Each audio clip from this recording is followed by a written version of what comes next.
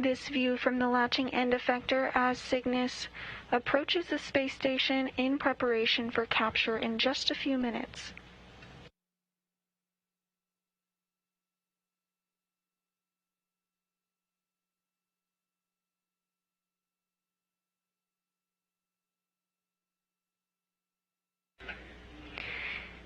The Canadarm2 is now just 1 meter away from Cygnus in preparation for capturing it.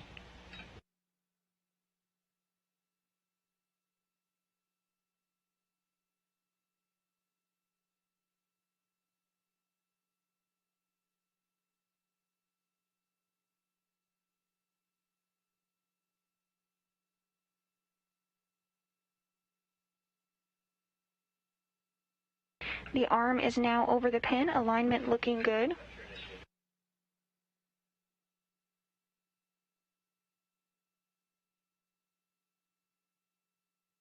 Capture has been initiated.